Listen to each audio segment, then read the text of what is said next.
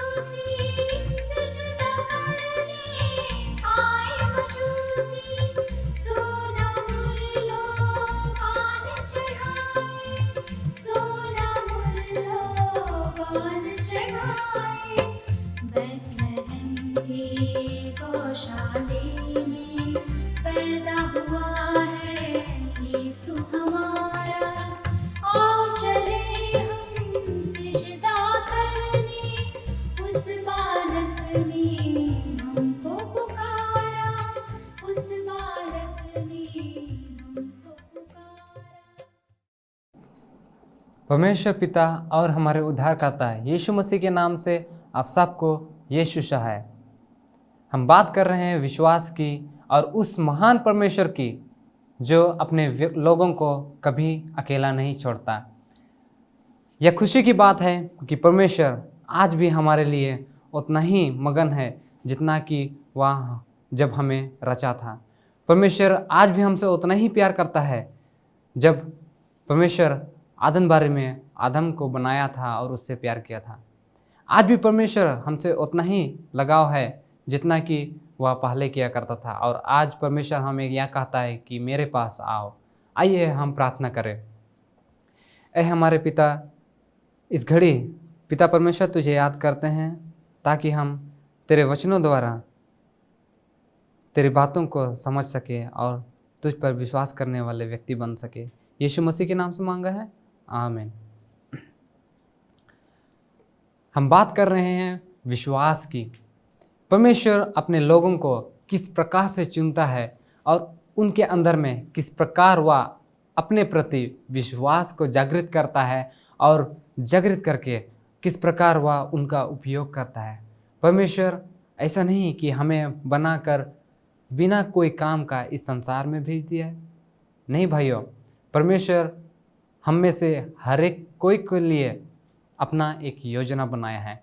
हमारे लिए परमेश्वर चिंतित है, वह हमारे लिए सोचता है, वह हमारे लिए अपने रीति से हमारे जीवन का एक दिशा दिखाता है ताकि हम उस पर चले और उन बातों को जान पाए जो परमेश्वर इन पवित्र शास्त्रों में हमारे लिए छोड़ गया है।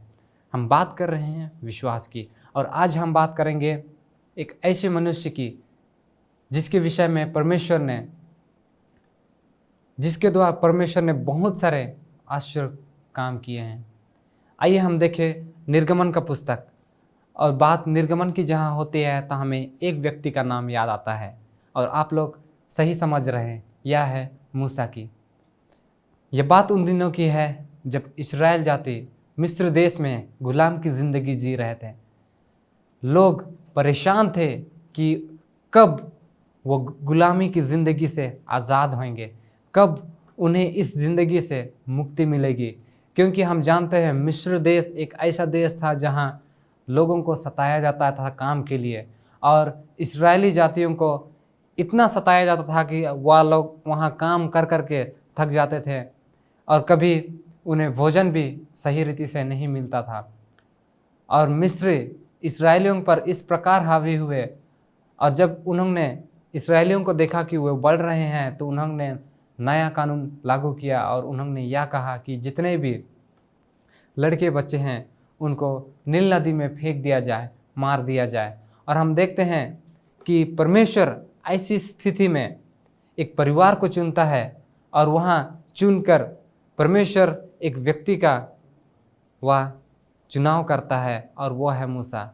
एक परिवार में यह बालक जन्म लेता है, और वो उस बच्चे को बचाने के लिए उसकी माँ क्या करती है कि वह एक टोकरी बनाती है। घास किस प्रकार का घास है यह हम नहीं बतला सकते हैं, लेकिन हम जानते हैं कि भिन्न भिन्न प्रकार के घास होते हैं। और अगर हम पूर्वी उत्तर की ओर जाएंगे हमारे देश में, तो ब्रह्मपुत्र नदी के बीच में हम एक इस प्रकार की घास पाते हैं जिससे हम चटाई बना सकते हैं। और उस प्रकार की घास में यदि हम चटाई बनाएं तो हम कम से कम 4-5 साल आराम से उन चटाइयों पर अपना गुजारा कर सकते हैं। लोग चटाइयों को बनाकर अपने घरों में रखते हैं, उन पर सोते हैं, लेटते हैं।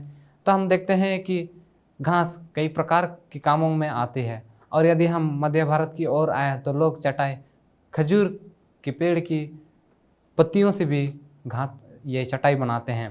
तो हम जानते हैं कि किस प्रकार से चीज़ों का उपयोग किया जाता है।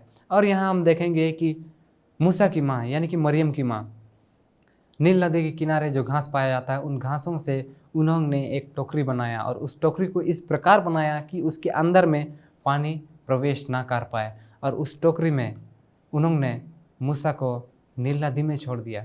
कुछ दिनों के लिए उन्होंने मूसा को अपने पास रखा, लेकिन जब वह बालक बड़ा हो गया और जब रोने लगा तो उसे छुपाना मुश्किल हो गया। और ऐसी स्थिति में मरियम यानी कि मूसा की माँ, मरियम की माँ मूसा को टोकरी में डालकर नील नदी में छोड़ देती है। और जब वह नील नदी में छोड़ देती है उसे, और वो वहाँ आता है, तो मरियम दूर खड़ा होकर देखती है कि उसका भाई को कुछ हो तो नहीं रहा, क्योंकि हम जानते हैं नील नदी में बहुत सारे जानवर भी रहते थे जो वहाँ पानी पीने के लिए आया करते थे। शायद वहाँ मगरमच्छ भी हुआ करते थे। तो इस प्रकार से उन सभी चीज़ों से देख रेख करने के लिए मरियम दूर खड़ा होकर अपने भाई को देखती थी। और एक दिन क्या होता है कि हम देखेंगे कहानी में, राजा की बेटी उस नदी में यानी कि राजकुमारी उस नदी में स्नान करने के लिए आती है। और जब वह स्नान करने के लिए आती है तो बच्चे की रोने की आवाज़ को सुनकर उसे खोजने को कहती है, और वे लोग बालक को पाकर उसके पास लेकर आते हैं। और जब वह देखती है कि यह तो इस्राएली बच्चा है जो नदी में छोड़ दिया गया है, क्योंकि आदेश दिया गया था कि जितने भी बालक बच्चे हैं उनको मार कर नील नदी में फेंक दिया जाए और उन्हें बचाने के लिए किसी ने इसे नदी में छोड़ रखा है। और जब वह देखती है कि वह बालक काफ़ी अच्छा है, सुंदर है, तो वह उस बालक को गोद ले लेती है, उसे वह अपना लेती है। वह उस बच्चे को अपना कर अपने पास ले जाती है। जब यह चीज़ को देखती है तो मरियम दौड़ कर जाती है और कहती है कि आपको इस बच्चे को देख रेख करने के लिए एक स्त्री की ज़रूरत पड़ेगी। और किसी तरह से वह रानी को या कन्विंस कर लेती है कि किस तरह से वह उस बच्चे का पालन पोषण करेगी। और वह फिर अपनी माता को उसके पास लेकर आती है और वह राजकुमारी उस बालक को उसकी माता के हाथ में अपने नाम से पालन पोषण करने के लिए सौंप देती है। और हम देखते हैं कहानी में जिस प्रकार मूसा उसकी माता के साथ अपने घर में बड़ा होता है, परमेश्वर की बातों को जानता है, परमेश्वर की बातों को सीखता है, समझता है। उसकी माँ उसे सिखाती है और 12 वर्ष तक उसे अपने घर में रख कर या सिखलाती है। और हम देखते हैं जब वह बड़ा हो जाता है तो उसे राजमहल जाना पड़ता है और मूसा को इस घर को छोड़कर राजमहल जाना पड़ता है। और जब वह राजमहल जाती है, मूसा वहाँ जाता है तो वहाँ और कई प्रकार की चीज़ों को सीखता है। वहाँ पढ़ना लिखना सीखता है, वहाँ वह शिकार करना सीखता है। जिस प्रकार एक राजकुमार को बड़ा होना चाहिए उस प्रकार का ज़िंदगी वह जीता है। और वहाँ उसके पास वह हर चीज़ होता है जो एक साधारण व्यक्ति के घर में नहीं होता है। हम जानते हैं कि राजकुमार बनना कितना बड़ा बात है। यदि आज में से हम कहें कि इस हमारे भारत देश का सबसे धनी व्यक्ति का अगर बेटा अगर आप कहलाएं तो आपको कैसा लगेगा? आपके पास वह हर एक चीज़ होगा जो एक साधारण मनुष्य अपने ज़िंदगी में नहीं पा सकता है। तो ठीक इसी प्रकार का जीवन मूसा का था। वह उस राज्य का राजकुमार कहलाया और उस राज्य का सबसे बेहतरीन चीज़ उनको मिला।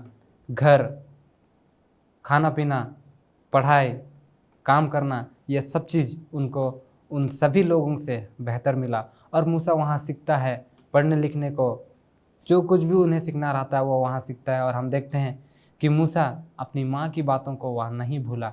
और जब वह बड़ा होता है एक दिन देखता है कि एक व्यक्ति, एक मिस्री उस इस्राएली को मार रहा था, पीट रहा था, तो उसे देखा नहीं गया। और वह सोचता है कि परमेश्वर ने मुझे चुना है ताकि मैं इन लोगों को इनसे आज़ाद कराऊं। और वह अपने रास्ते के अनुसार, अपनी इच्छा अनुसार वह उस व्यक्ति से लड़ाई करता है और उसे मारकर बालू में डालकर वहाँ से भाग जाता है। और हम देखते हैं कि वह भागकर मूसा अपने देश, अपने लोगों से छोड़कर एक दूसरे जगह चला जाता है और वहाँ पर वह एक मनुष्य के घर में ठहरता है और वहाँ शादी करता है, अपना घर बसाता है और वहाँ का ज़िंदगी जीता है। और वहाँ का ज़िंदगी उसके लिए क्या रहता है? सिर्फ भेड़ बकरियों को देख रेख करना। तो हम देखते हैं कि वहाँ वह 40 साल तक भेड़ बकरियों को देखता है। 40 साल तक मूसा यहाँ पर बड़ा होता है, अपने माता के घर से राजकुमारी की तरह वह जीता है। फिर वहाँ से हम देखते हैं कि 40 साल तक वह जंगल में भेड़ बकरियाँ चराता है और वहाँ पर परमेश्वर उसे सिखलाता है। और एक दिन ऐसे ही भेड़ बकरी जब वह चला रहा था तब हम देखते हैं कि एक झाड़ी को वह जलता हुआ देखता है। और जब वह झाड़ी जल रहा होता है, जलता हुआ देखता है, तो उसको देखकर वह अचंभ हो जाता है और उसके पास जाना चाहता है। और परमेश्वर उनसे बातें करता है कि यह जो स्थान पर तू है वह पवित्र स्थान है, तू अपने जूतों को खोल। और वह परमेश्वर से बात करके परमेश्वर उसे फिर से मिस्र देश को जाने को कहता है। और इसमें मूसा कहता है कि मैं तो उस योग्य नहीं कि मैं जाकर फिरौन से बात करूं, क्योंकि मूसा जानता है कि वहाँ पर उसने एक मिस्री को मार डालकर वहाँ से भागा था। और मूसा घबराया हुआ रहता है कि किस प्रकार से फिर उससे वहाँ जाए और अपने लोगों को छुड़ाए। और फिर हम देखते हैं कि परमेश्वर बोलता है कि मैंने तुम्हारे लिए योजना बनाया है। और फिर मूसा नहीं घबराता है। मूसा परमेश्वर के द्वारा कई आश्चर्यों कामों को देखता है। वहाँ पर मूसा अपने हाथ को जब अंदर डालता है, फिर जब बाहर निकाल कर देखता है तो उसमें कोढ़ रोग रहता है। फिर हम देखते हैं कि दोबारा परमेश्वर उसे कहता है कि तू डाल, और वह फिर से डालता है। फिर हम देखते हैं कि फिर से वह चंगा हो जाता है।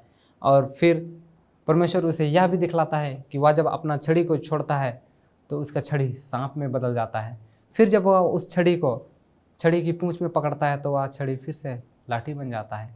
तो इस प्रकार का कई अचंभ कामों को परमेश्वर ने मूसा को दिखलाया। और फिर भी मूसा कहता है कि मैं तो बोलने नहीं सकता हूँ, मैं अच्छी तरह से बोल नहीं पाता। शायद वह भी मेरी तरह कभी कभी हकलाता हुआ होगा, क्योंकि मुझे भी कभी कभी बोलने में तकलीफ़ होती है। जब मैं बोलता हूँ तो सही चीज़ मैं बोलकर उच्चारण नहीं कर पाता, मैं भी कभी कभी हकलाता हूँ। लेकिन खैर इस बात को छोड़िए, परमेश्वर हम में से सब कोई को एक न एक वरदान दिया है और हमें उस वरदान की ओर बढ़ना है, क्योंकि परमेश्वर के वरदान को यदि हम अपने जीवन में उपयोग करेंगे तो वह बढ़ता जाएगा और परमेश्वर की महिमा के लिए वह बढ़ेगा। तो यहाँ हम देखते हैं कि मूसा जब परमेश्वर की बात को सुनकर, उसकी आज्ञा को सुनकर उस ओर निकल जाता है जहाँ परमेश्वर उसे जाने को कहता है, और परमेश्वर उसके लिए योजना बना कर रखता है कि वह अपने भाई से मिले, हारून से मिले, और हारून से मिलकर दोनों बात करते हैं कि किस प्रकार परमेश्वर ने उसे आदेश दिया है और परमेश्वर उसके जीवन में क्या उपाय बनाया है। और फिर वह वहाँ से जाकर फिरौन से बात करने को जाते हैं। हम देखते हैं कहानी में कि फिरौन से जब वह बात करने को जाते हैं तो फिरौन उनकी बातों को आसान से नहीं मानता और परमेश्वर उनसे कहता है कि उनसे कहना मैं हूँ वह परमेश्वर जिन्होंने इस्राएलियों को उनके देश से लेकर यहाँ पर ला रखा है। और हम देखते हैं कि मूसा और हारून जाकर उनसे बातें करते हैं, और इतना आसान नहीं रहता है फिरौन को समझाना कि परमेश्वर अपने लोगों को वहाँ से ले जाना चाहता है, और फिरौन का मन कठोर होता जाता है। और ऐसे में हम देखते हैं कि परमेश्वर लोगों पर भी विश्वास बढ़ाने के लिए परमेश्वर क्या क्या चमत्कार नहीं करता। परमेश्वर लोगों का मन को जीतने के लिए, लोगों को ये समझाने के लिए कि आज भी परमेश्वर उन्हें देख रेख रहा है, क्योंकि लोग इतना साल का गुलामी में या भूल जाते हैं कि परमेश्वर क्या हमारी सुधि लेगा। ठीक उसी प्रकार जिस प्रकार आज हम सोचते हैं कि क्या इस पृथ्वी में सच में परमेश्वर है, क्या परमेश्वर सच में है जो हमें देख रेख कर रहा है, क्योंकि हम पृथ्वी में भिन्न भिन्न प्रकार के तकलीफ़ों को बढ़ते हुए देखते हैं, भिन्न भिन्न प्रकार के नए नए चीज़ों को देखते हैं और हम घबराते हैं कि दुनिया का अंत निकट है। हम भी जानते हैं कि इस दुनिया का अंत निकट है। लोग एक से एक नई चीज़ बना रहे हैं, नए नए चीज़ों की आविष्कार हो रही है, कोई रॉकेट बना रहा है, कोई बम बना रहा है, कोई क्या बना रहा है। इस प्रकार से कई चीज़ों का, कोई दवाई बना रहा है, कोई जहरीला दवाई बना रहा है, कोई जहरीला गैस बना रहा है। लोग एक दूसरे को मरने के बहुत सारे साधन लोग बना चुके हैं इस दुनिया में। आज क्या नहीं है जिससे हम एक दूसरे को चोट ना पहुंचा सके हो। परमेश्वर करता है एक दूसरे से प्रेम रखो, लेकिन हम तो एक दूसरे से मार काट करने वाले चीज़ों को हम उपयोग करने में लगे हुए हैं। आज हम देखते हैं कि परमेश्वर हमें इस पृथ्वी में क्या हमें अकेला छोड़ दिया है। हमें लगता है कि शैतान हम शैतान के पूरे अधीन में हैं, लेकिन ऐसा नहीं। परमेश्वर हम में आज भी अपना विश्वास जगाना चाहता है, आज भी हमारे हृदय में परमेश्वर अपना जगह बनाना चाहता है, और उसके लिए परमेश्वर आज भी भिन्न भिन्न प्रकार के कामों को हमें दिखलाएगा। हम देखते हैं बाइबल में परमेश्वर किस प्रकार अपना काम को दिखलाता है। हम यदि निर्गमन का 8 में देखेंगे तो कहता है कि पहला चमत्कार होता है वहाँ पर कि नदी का पानी जो है खून में बदल जाता है। फिर हम देखते हैं कि टिड्डियों का आना, पशुओं का मर जाना, इस प्रकार से कई प्रकार के भिन्न भिन्न चमत्कार होता है। कभी मेंढक आते हैं, कभी वहाँ ओला का वर्ष होता है, कभी टिड्डियों का आक्रमण होता है, और कभी हम देखते हैं कि अंधकार पड़ जाता है।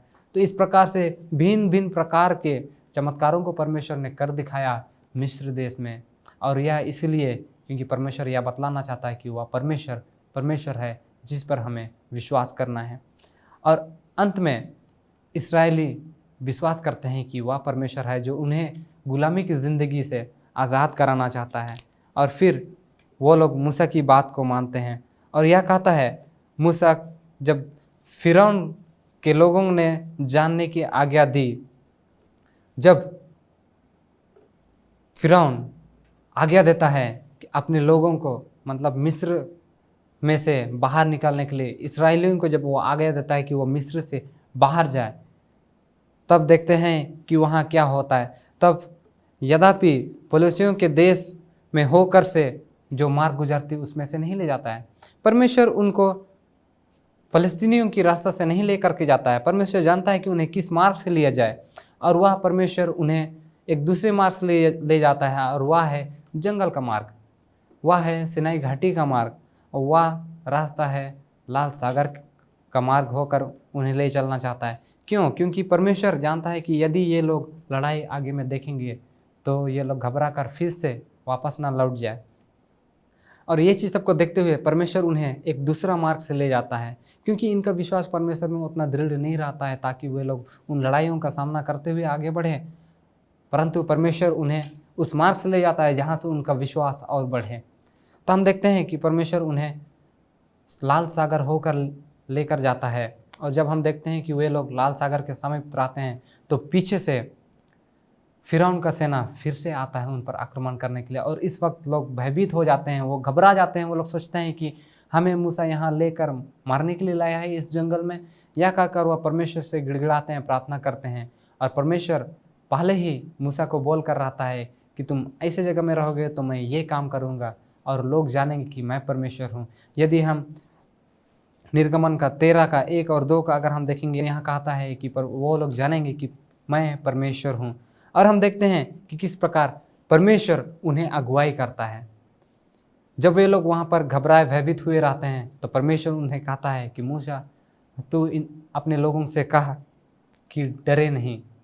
आज हमें भी परमेश्वर कहता है डरो मत, जिस प्रकार 13 में कहता है कि डरो मत और खड़े खड़े उद्धार का काम को देखो। हमें डरना नहीं है और खड़े खड़े उद्धार का काम को देखना है। आगे कहता है यहोवा अपने आप तुम्हारे लिए लड़ेगा, यानी कि परमेश्वर हमारे लिए लड़ेगा। हमारा वैरी शैतान है, हमारा शत्रु शैतान है, और परमेश्वर हमारे लिए शैतान से लड़ेगा। कितनी ही खुशी की बात है कि आज हमें कोई चीज़ करने की ज़रूरत नहीं, कोई ताकत आजमाने की ज़रूरत नहीं है। बस एक चीज़ का ज़रूरत है, और वह ज़रूरत है परमेश्वर पर विश्वास करने की। कहता है जिन्हें तुम आज देख रहे हो उन्हें फिर तुम कभी ना देखोगे। फिर हम देखते हैं कि मूसा खड़ा होकर अपनी छड़ी को लाल सागर के ऊपर हाथ उठाता है, और देखते हैं कि लाल सागर 2 भागों में बांटा जाता है और बीच में सूखी भूमि दिखाई पड़ती है, जिस पर इस्राएली चलकर उस सूखी भूमि पर चलकर वे लोग लाल सागर को पार करते हैं। और क्या ही अद्भुत दृश्य होगा वह, जहाँ पर परमेश्वर के दूत, परमेश्वर स्वयं मेघ के रूप में इस्राएली की सेना और मिस्रियों की सेना के बीच में खड़ा हुआ, और परमेश्वर इनको रात भर प्रकाश देता रहा और उनको रात भर अंधेरा में रखा। और जिस प्रकार हम देखते हैं कि एक तरफ उजाला और एक तरफ अंधेरा था, परमेश्वर ने इन दोनों भागों को अलग कर दिया था और इस्राएलियों को सूखी भूमि पर पार होने के लिए सहायता किया। दोनों तरफ से पानी जो है दीवार की तरह खड़ी थी, और उस सूखी भूमि पे वो पार हुए। और पार होने के पश्चात परमेश्वर ने ऐसा किया कि वह अपने आप को उनके बीच में से हटाया, और जब फिरौन की सेनाओं ने देखा कि वो लोग रास्ते से पार हो रहे हैं तो वो लोग दौड़कर उस लाल सागर के बीच में होकर उन्होंने उनको पहुंचाने का कोशिश किया। फिर परमेश्वर ने मूसा से कहा कि तू अपना हाथ उठा, और आज जिन्हें तुम देख रहे हो उन्हें फिर तुम कभी नहीं देखोगे। और हम देखते हैं कि फिरौन की सेना लाल सागर में डूब जाते हैं और मर जाते हैं, और वहाँ एक नया गीत का उत्पन्न होता है। तो हम जानते हैं कि परमेश्वर हमारे लिए क्या नहीं करना चाहता है। परमेश्वर हमारे लिए इतने अचंभित आश्चर्यजनक काम करता है ताकि हम उस पर विश्वास करें। आज आपके जीवन में, हमारे जीवन में, लोगों के जीवन में परमेश्वर आज काम कर रहा है। ऐसे ऐसे आश्चर्य के काम कर रहे हैं जिसे देखकर हमारा मन आश्चर्यित हो जाता है कि यह क्या हो रहा है हमारे जीवन में। परमेश्वर आज हमारे जीवन में भी वैसे ही काम करना चाहता है जिस प्रकार उन्होंने इस्राएलियों के जीवन में काम किया। और ऐसा काम करने को देखने के लिए हमें क्या करने की ज़रूरत है? सबसे पहले कहता है डरना नहीं, हमें डरने की आवश्यकता नहीं। डरो मत, खड़े खड़े उद्धार का काम को देखो। आज हमें खड़ा होकर परमेश्वर का उद्धार का काम को देखना है, और हमें देखना है कि यहोवा हमारे लिए किस प्रकार हमारे वैरी शैतान से लड़ता है। और हम देखें परमेश्वर ने शैतान को परास्त किया है, परमेश्वर ने शैतान को हराया है। जब यीशु मसीह क्रूस पर चढ़ाया गया तब शैतान अपनी ज़िंदगी का सबसे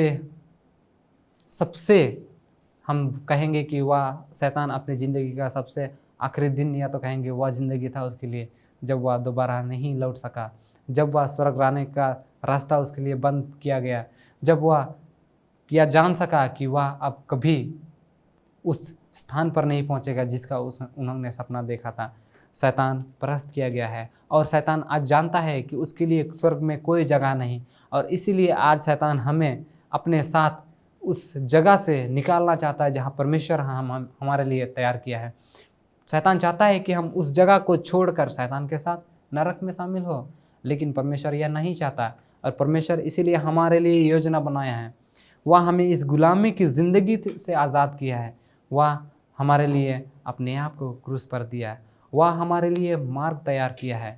लाल सागर के बीचों बीच हमारे लिए मार्ग तैयार किया है। आज हमें उस मार्ग पर चलना है, परमेश्वर की अनुग्रह को देखना है, परमेश्वर की आश्चर्य कामों को देखना है। और आज इस संसार में ऐसे भिन्न भिन्न प्रकार के आश्चर्य काम हो रहे हैं, और हमें प्रार्थना करना है कि परमेश्वर अपनी आत्मा हम पर उंडेले, और ताकि हम परमेश्वर की आश्चर्यजनक कामों को देखें, जानें और यह जान सके कि परमेश्वर का आगमन बहुत निकट है, और हम उसके विश्वास में बने रहना सके। यदि हमें विश्वासपूर्ण यात्रा पूरा करना है तो हमें परमेश्वर पर विश्वास करना है, हमें डरना नहीं है, क्योंकि यदि हम डरेंगे, घबराएंगे, तो हम उस जगह तक कभी नहीं पहुंच पाएंगे जहां परमेश्वर ने हमारे लिए तैयार किया है। हम देखते हैं पौलुस और सैलास, जब वो पकड़े जाते हैं, जेल में डाले जाते हैं परमेश्वर की वचन के कारण, वे लोग घबराते नहीं, परंतु जेल में जाकर गाना गाते हैं, गीत गाते हैं, परमेश्वर की स्तुति महिमा करते हैं। आज हमें भी वैसे ही करना है।